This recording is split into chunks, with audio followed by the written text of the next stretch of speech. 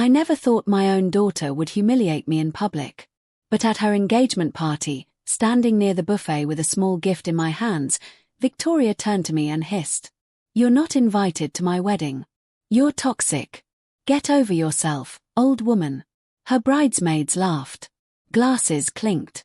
She smiled like she'd won. But I didn't flinch because 3 days earlier, I'd already signed the papers to sell the house she thought she'd inherit.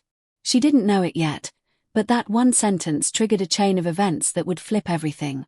The estate, the legacy, the future itself. But to understand how we got there, you'd have to rewind 3 years back to when Robert died. 2 years ago, everything shifted. Not suddenly, not with tears or outbursts. Just small things at first. Looks, tone, the way Victoria started correcting me in front of other people. At the time, I told myself it was grief. But grief doesn't roll its eyes when you talk about your husband of 38 years. Grief doesn't mutter, "God, you're so dramatic," when you mention funeral costs. Grief doesn't call you a freeloader in your own kitchen. Victoria did. "You should think about downsizing, Mom," she'd said one night, standing in the pantry I'd stocked for decades. "I mean, let's be honest. This house will finally have style when I move in." She said it like it was a joke, but the way she looked at the crown molding, she wasn't joking. Before we continue, please subscribe to Granny's Voice and write in the comments what time it is where you are watching from now. We might give you a shout out in our next video. Today's shout out goes to Jane from Netherlands. Thank you for being part of this great family. Now let me tell everything. That was 6 months after Robert passed. He had loved this house. Every dent in the baseboards, every creaky step. We picked it out in 1989 when Victoria was just learning to walk back, when we had nothing but one salary and a Sears credit card. But she didn't see history when she looked at it. She saw ownership, entitlement, like she was just waiting for the deed to transfer itself into her hands. Every time I tried to share a memory, she called it boomer nostalgia. When I offered to pay for part of the wedding, a quiet gesture, no strings, she laughed. "Don't stress yourself, Mom. You'll need that for assisted living someday." I bit my tongue again and again and again. Not because I was scared, because I was watching, listening, collecting. She thought my silence meant submission. That I was fading, shrinking, waiting to be boxed up with the rest of Dad's belongings. But what she didn't know is that I wasn't sleeping through any of it. I was strategizing. Because when you've spent 38 years managing a household, nursing your husband through his final illness, and stretching paychecks to keep a family fed, you learn how to wait. You learn how to move in silence. And most of all, you learn how to make sure you're the last woman standing when the smoke clears. The way she treated me over the next 2 years, it wasn't just disrespect. It was erasure. And I documented every second of it. The decline wasn't dramatic. It was precise. Victoria didn't scream. She chipped. She once borrowed my car to pick up her fiancé's mother from the airport. Didn't ask, just left a note. "Taking the Lexus. Be a good sport," smiley face. When I brought it up, she blinked at me like I was overreacting. "God, Mom, don't be weird. You weren't using it." That became her favorite phrase. "You weren't using it." That was her justification for everything. My car, my kitchen, eventually my home. She started throwing out old family photos, the ones Robert kept in the hallway. Said they clashed with the new aesthetic. When I found them in a Goodwill donation box, I confronted her. She shrugged. "Mom, we're trying to modernize." No offense, but dusty baby pictures aren't exactly interior design. Then she added, "Maybe it's time to let go of all that." All that.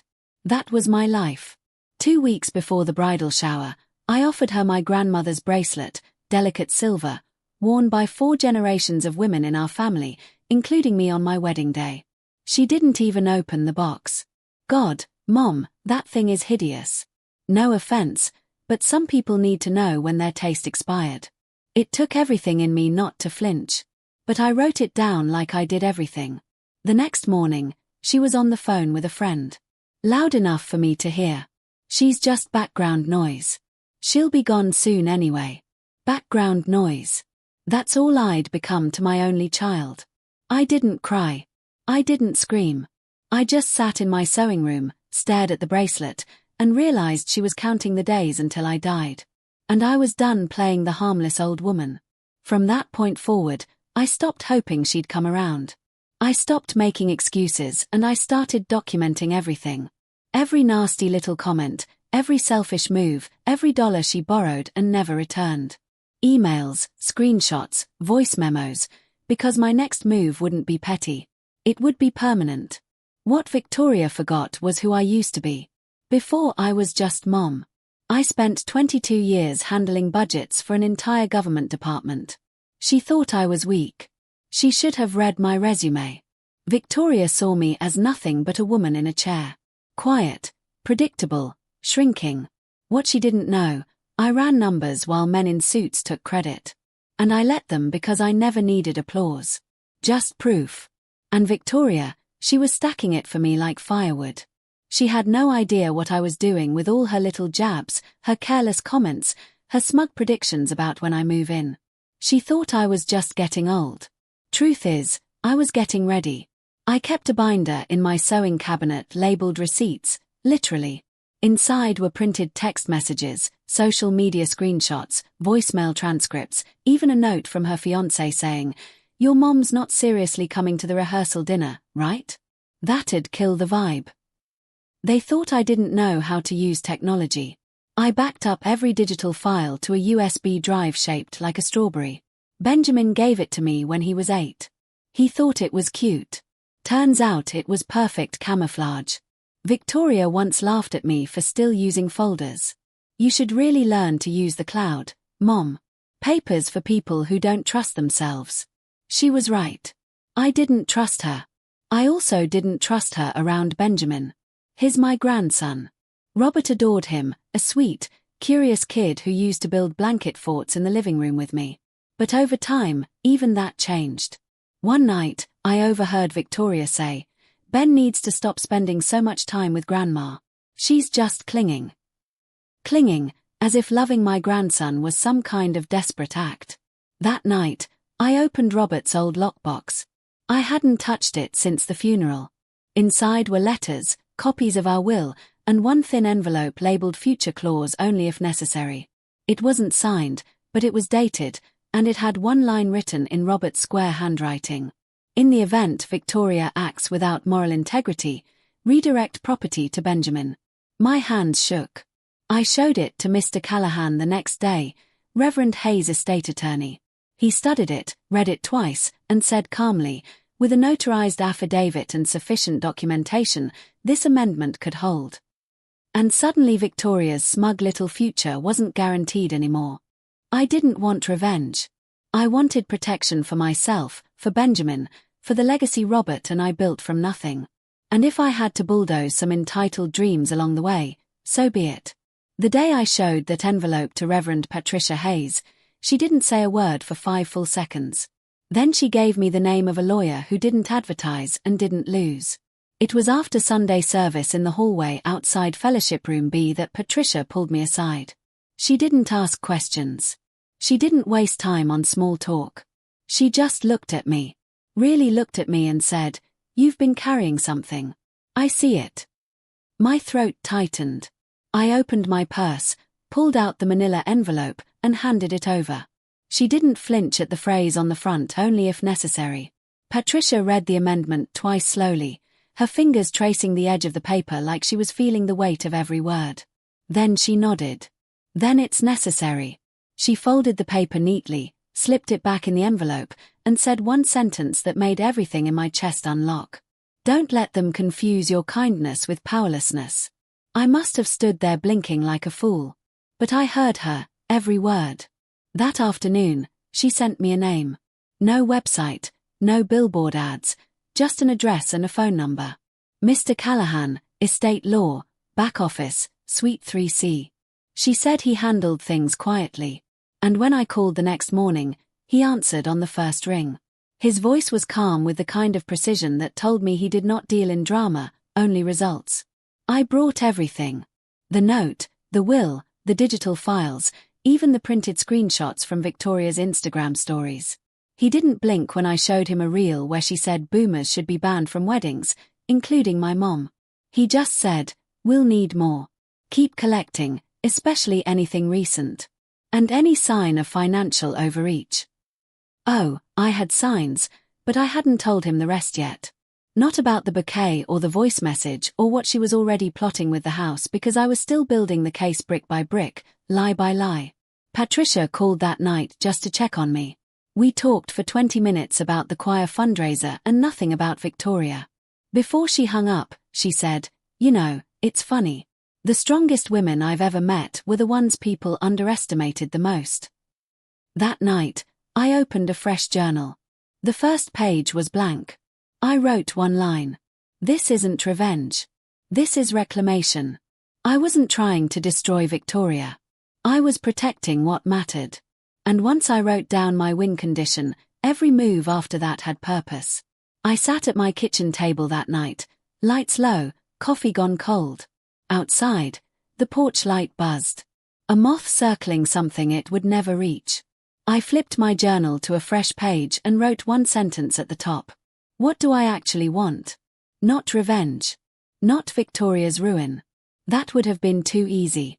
What I wanted was precision. A win with no gaps, no loopholes, no way back in for her. So, I made a list. Simple, clear, undeniable. 1. Secure my future. I wasn't going to live under the mercy of someone who'd once called me background noise. That meant my finances, my name, my power locked down tight. 2. Redirect the estate. Robert and I built this house. We repaired it with our own hands, refinished the cabinets, rewired the garage ourselves, and Victoria, she once said she wanted to tear out the soul of this place and modernize it. She would never get her hands on it. 3. Protect Benjamin. He was the one person who never made me feel small. Every Sunday he came into the kitchen and asked if we could bake just one more banana bread like it was a secret mission. He deserved better than to be raised in that smirking entitlement. And now legally he had a shot at real inheritance. If I played this right, the house could be his with terms she couldn't touch. 4. Leave no room for manipulation. Victoria knew how to twist emotions. Cry on cue. But I'd worked with politicians, union bosses, budget-cutting mayors.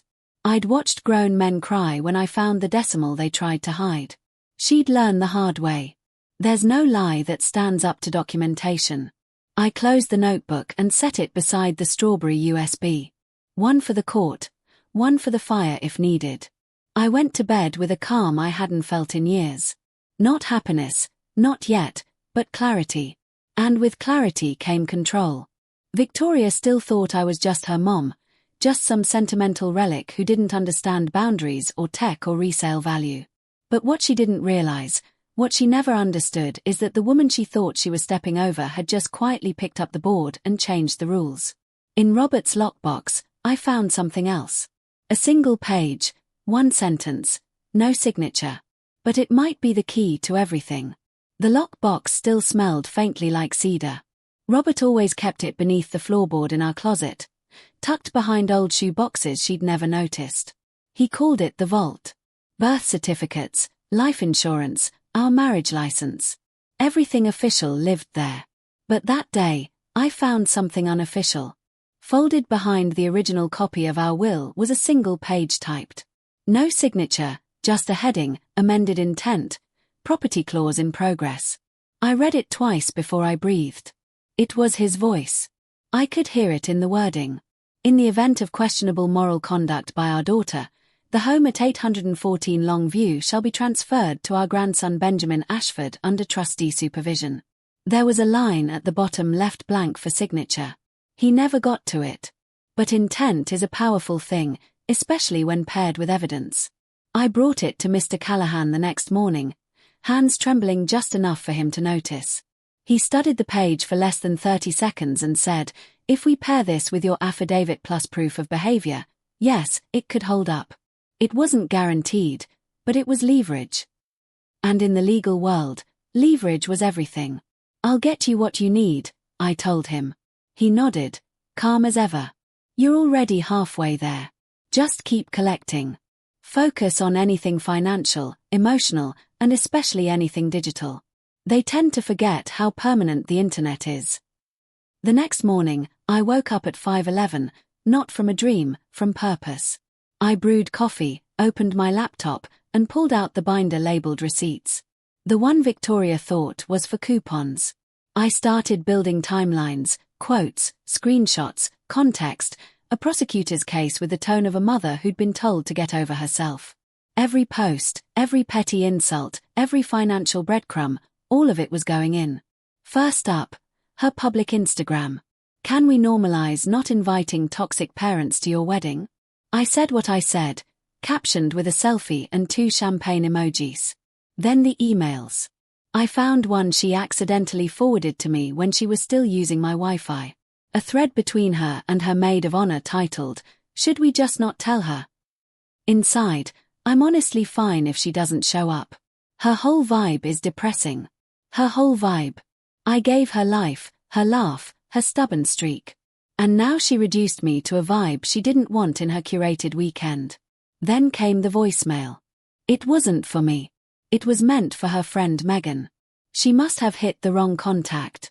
I know she's technically paying for part of it, but honestly, it's hush money. She should be grateful we're even pretending to include her. If she pulls that vintage bracelet stunt again, I swear I'll lose it. I sat there, the phone still in my hand, staring at the words in the transcription. Grateful, pretending. Stunt.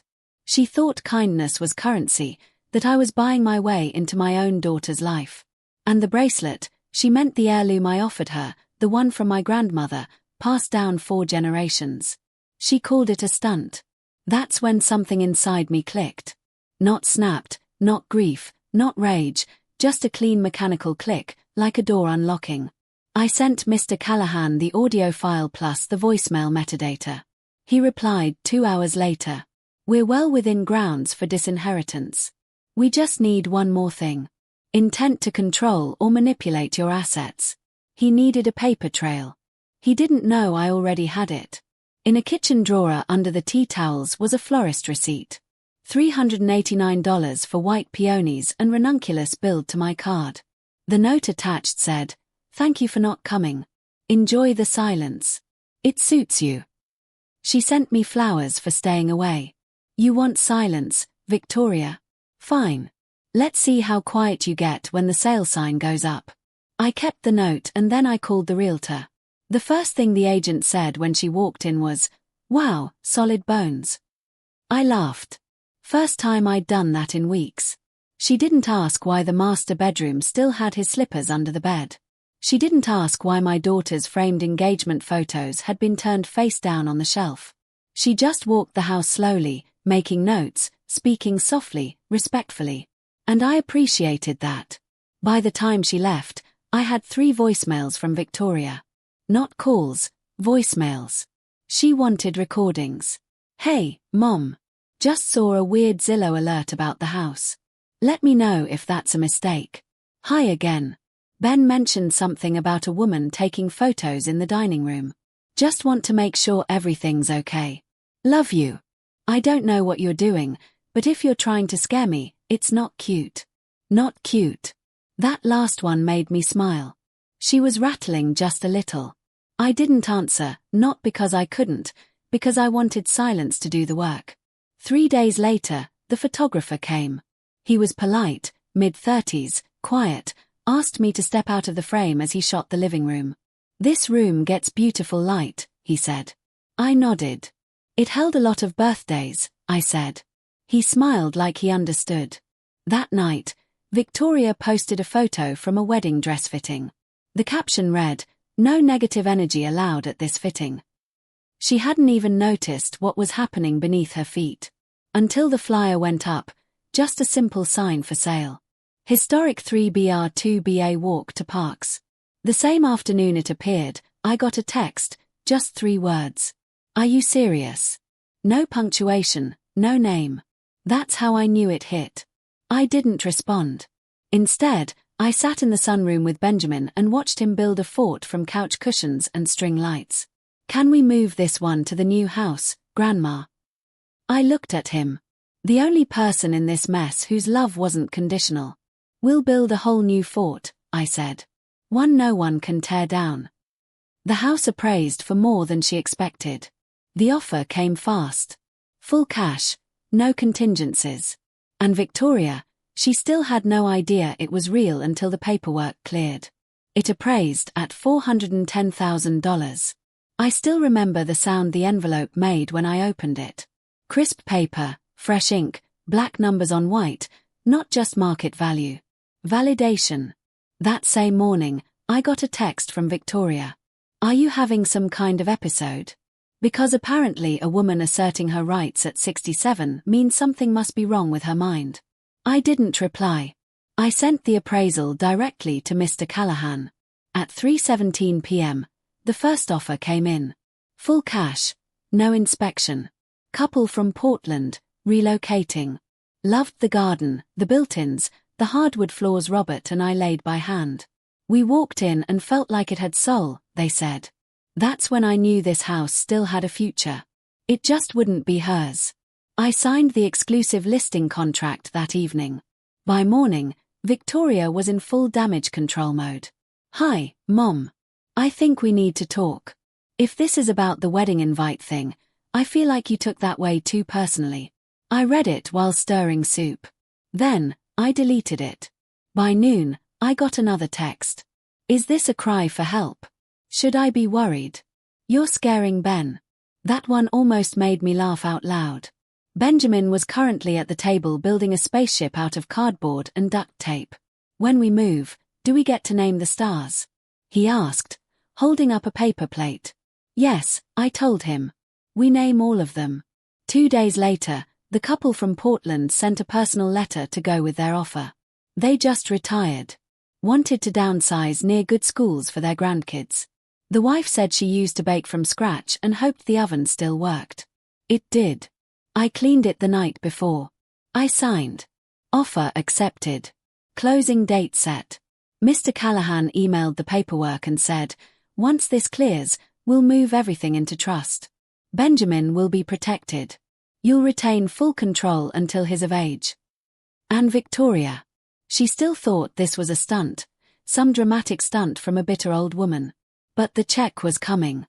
The deed was changing. The locks would be too. And the best part, she hadn't even looked at the county records. But then something came in that changed everything. A mortgage application filed in my name. Victoria had just committed fraud and now we had legal grounds to cut her off completely. Mr. Callahan called at 7:42 a.m. He doesn't do early calls unless something's on fire. "Mrs. Whitmore," he said flatly. "Have you recently applied for a mortgage?" I sat up straighter, heart already tightening. "No." "Then we have a problem."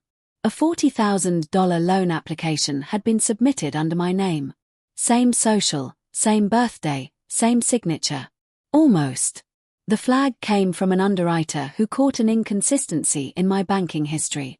And thank God for that because Victoria hadn't just overstepped, she'd forged me. "It looks like she attempted to co-sign herself into a loan against the house," Mr. Callahan said, as if she were already the owner. My mouth went dry. I thought of that bouquet she sent. "Enjoy the silence." I thought of the text. "You're having an episode." No, this wasn't just cruelty. This was theft. We had the digital application, her IP address, the typed form, then a scanned signature, my name shaky, misshapen, not even close. And suddenly, everything I'd been building wasn't just justified. It was protected by law. "This crosses into criminal," Mr. Callahan said. "Financial fraud, elder abuse, identity theft. It's no longer about disinheritance. It's about liability." He asked if I wanted to press charges. I didn't answer right away. I just stared out the window at the yard. Victoria said she wanted to rip out and replace. I thought of Benjamin, his quiet, thoughtful face. The way he still held my hand when we crossed the street. And then I said, "Let's file the notice of fraud. Make it official. No more loopholes." By noon, the paperwork was logged. By 3 o'clock, Victoria called, not texted, not left a voicemail. Called. I let it ring. She tried again. I sent it to voicemail. When I finally listened to it, her voice was tight, sugary. "Hey, Mom. I think there's some weird bank error happening. Maybe we should chat before things like escalate. Escalate. I saved the voicemail, forwarded it to Mr. Callahan. Then I sat in the garden and drank coffee from the mug Victoria once said was too depressing for company. It said world's okayest mom. Robert bought it for me one Christmas. I kept it because it made him laugh. That evening, I looked up the loan provider. The application had been filed 2 days after Victoria posted a picture in her wedding dress. Custom Vera Wang. Retail price $8,200.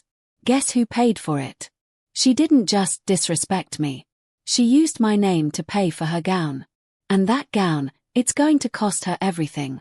There's a particular sting when betrayal has a price tag. $8,200. I stared at the screen for a long time. Custom Vera Wang, ivory silk Mikado, side drape, cathedral veil, timeless. The website said she wore it like she earned it. Caption. When you find the dress, you know. Hashtags blessed and paid in full. Paid in full with whose name? Victoria. She didn't just disrespect me. She didn't just humiliate me in public. She reached into the last corner of safety I had my financial name and she branded it as hers. That night, I pulled out the receipts, literally. Florist invoice, venue hold fee, cake tasting deposit, all of it billed to my card in accidental charges. She never reimbursed each time. And she said, oops, meant to use mine. I'll Venmo you. She never did. But this forged loan, it was deliberate and it was enough. Mr. Callahan said we were now operating under full legal justification for disinheritance. Everything Victoria once believed was promised. Gone. The house, the estate, the trust. We'll finalize the transfer to Benjamin after the closing clears. He said, from that moment on, Victoria Ashford will be legally and irrevocably removed from all inheritance pathways. Irrevocably, a beautiful word, really. I printed it out and taped it inside my notebook. Underneath, I wrote, she bought a dress. I bought her silence. The next morning, I sent her a voice message. Short, calm, deliberate. There's been a small change in the estate. Let's meet after the wedding. I want to talk. No details, no heat. She replied within 10 minutes. Just a heart emoji, a red one. She was confident. Too confident. She thought I'd had my moment of rebellion and was softening. She thought I missed her. She thought I still wanted a seat at the table. But what she didn't realize and wouldn't realize until the brunch was that I built the table and I just sold it. She thought we were reconciling. She walked into that post-wedding brunch expecting control. Instead, I handed her an envelope. Inside, the truth, the fraud notice, and her final goodbye. There's a power in pretending. Pretending you're still hurt. Pretending you're still unsure. Pretending you're still waiting for an apology that will never come. That's what I did for the next 2 weeks. I let her believe we were in a thaw, that maybe the wedding softened me, that maybe I was feeling sentimental again. She sent a photo of her bachelorette brunch. Sunglasses, matching robes, champagne flutes. Wish you were here, JK. Sort of. I didn't respond. I didn't have to because the trap was already set. Mr. Callahan finalized the trust paperwork that same week. The sale closed. The funds were locked. Victoria's name was scrubbed from everything legally, permanently. She's off the table, he said, signing the last form. You can hand her the news or let the system do it. Your choice. I wanted to look her in the eye, not to gloat, to confirm that she finally understood the cost of her cruelty. So, I RSVP'd to the post-wedding brunch. Just one guest, no +1. Benjamin would stay with Patricia for the morning. Victoria's text came instantly. Really? You're coming? Is this like your apology? I didn't answer. Instead, I printed everything.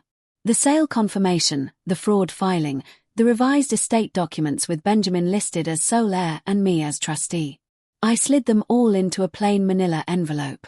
No name, no note. The morning of the brunch, I wore the necklace Robert gave me on our 20th anniversary. The one Victoria once said looked like a clearance bin regret. I sat at the far end of the table, quiet, smiling. She arrived 30 minutes late, glowing, spinning in her dress like she was still floating through her big weekend. She kissed cheeks, thanked guests, posed for a photo with the custom mimosa bar. Then she saw me. "Oh," she said, putting a hand on her hip. "So, you are still around." I reached into my bag and handed her the envelope. "What's this?" she asked, brows raised. "Something old," I said. "Something true." Then I took a sip of coffee and leaned back. The rustling of paper was the only sound at the table. She opened the envelope. Her face changed, and then the room did too, because what I brought with me wasn't just paper. It was proof. She pulled the papers out like it was a joke. Like maybe I was giving her a wedding scrapbook or some awkward emotional letter to frame. The smile stayed on her face for exactly 2 seconds. Then her eyes started scanning. Her brows twitched. Her mouth opened. Closed. Open again. "What? What is this?" she said louder than she meant to. Silence fell across the table. Forks paused mid-air. The mimosa in her hand tilted slightly. She didn't notice. This is wrong. This says the house was sold." I stirred my coffee. Calm like we were discussing the weather. "It was. Full cash. Closed last week." Her face went white, then red, then something in between. "You sold my house." The room shifted. People turned in their seats. A bridesmaid dropped her napkin. "No," I said. "I sold my house. The one you forged a loan application against." The second wave hit. Her husband, Derek, who'd been scrolling on his phone, looked up slowly. "Wait, what did she say?" Victoria flipped to the second page, voice cracking now. "This says trust. Ben's name is on this." She turned to me, eyes wide and wild. "You put Ben on the deed." I didn't even blink. He's the only one in the family who treats people like they matter. That's when Derek stood up. He wasn't smiling anymore. "Hold on. What's she talking about?" Victoria ignored him. "This is insane. This is all twisted." But I could see it in her eyes. The recognition, the part of her brain replaying the loan app, the IP address, the Virawang invoice. She knew exactly what this was. Still, she tried one last time. "You're not actually cutting me off. This isn't even legal." A voice came from behind her. "It is." Mr. Callahan stepped forward from the back of the room. Crisp navy suit, folder in hand.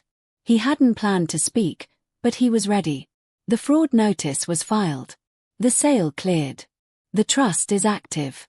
And as of last Friday, Victoria Ashford has been formally and irrevocably removed from the estate. She staggered back a step. Her mimosa glass clinked softly against the table as she set it down. Or dropped it. Hard to tell. No one moved. No one said a word. I sipped my coffee, still warm. "This isn't personal," I said quietly. "It's a record." The silence didn't last long.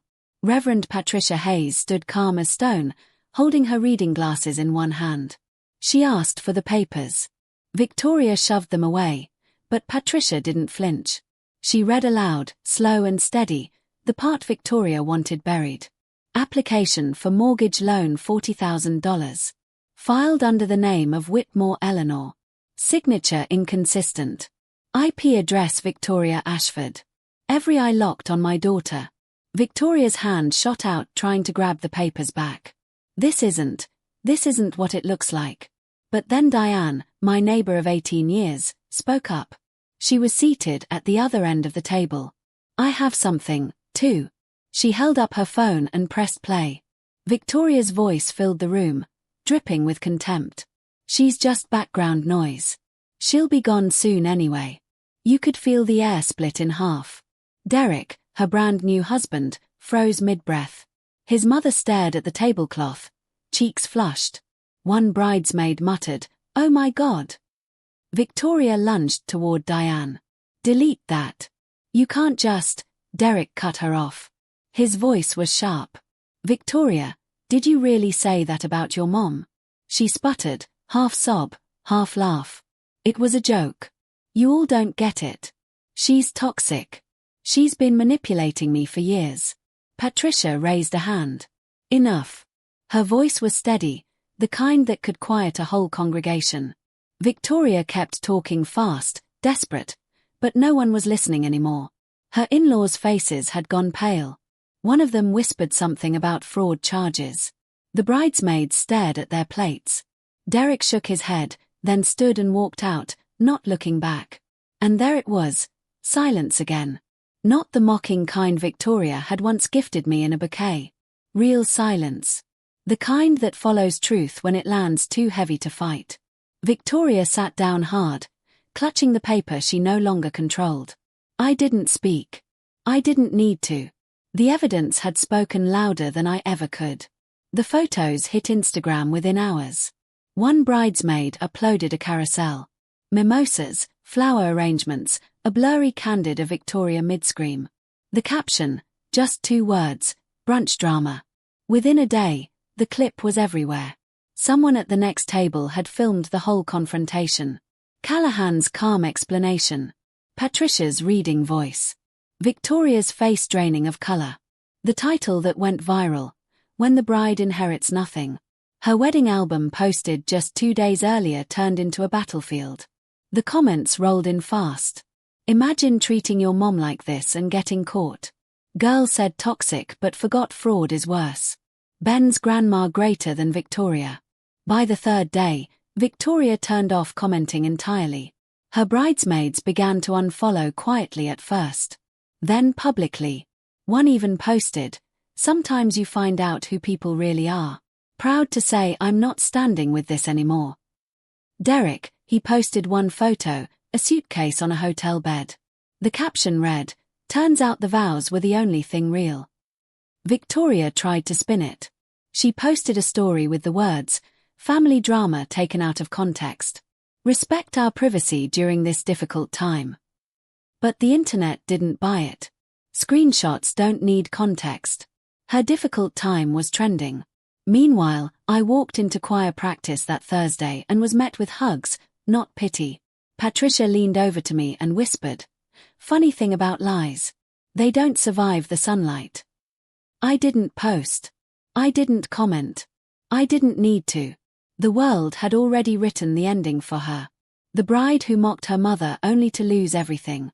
In public, on camera, forever archived. I didn't savor it. Not really. But I won't lie. I slept better that week than I had in years. But poetic justice online wasn't enough. The banks came calling. The fraud file hit her credit. And Victoria's dream life began to shrink to the size of a rental. By the time the brunch video had made its 3rd round on TikTok, the banks were already in motion. That forged mortgage application. It triggered more than embarrassment. It triggered a fraud report. Within days, Victoria's credit was flagged. Her $40,000 wedding loan denied. Her cards frozen. The very money she thought she'd pulled from under me now turned to ash in her own hands. Derek moved out the following week. The suitcase photo hadn't been just symbolic. He was gone. And with him, his paycheck. The Vera Wang gown she'd bragged about online. I saw it listed on Facebook Marketplace. $900, no takers. She and Derek ended up in a rental. Beige carpet, peeling linoleum, no backyard to pose in. She tried to make it look chic with filtered photos, but everyone knew. The comments didn't let her forget. From Vera Wang to Value Mart. She traded her mom's trust for a 1-year lease. But the hardest blow wasn't from the internet. It was from silence. Her in-laws stopped calling. The bridesmaids who once cheered her on now ghosted her. Even Megan, the friend who laughed along on those phone calls, deleted every tagged photo. And Benjamin. He started spending more weekends at my place. Victoria never said it outright, but I could tell. The chaos, the shame, the arguments. It wasn't a home for him anymore. He'd curl up on my couch, help me water the marigolds, and fall asleep without flinching at slammed doors. Then came the voicemail. Late one night, my phone buzzed. Her voice was raw, trembling. "Mom, I know you're mad, but can we talk, please? I don't know what to do anymore." I sat there in the dark kitchen listening to her break. My finger hovered over save. Then I pressed delete because here's the truth. Forgiveness is not the same as access. And some doors once shut should stay shut. Victoria had called me background noise. Now she was learning what real silence feels like.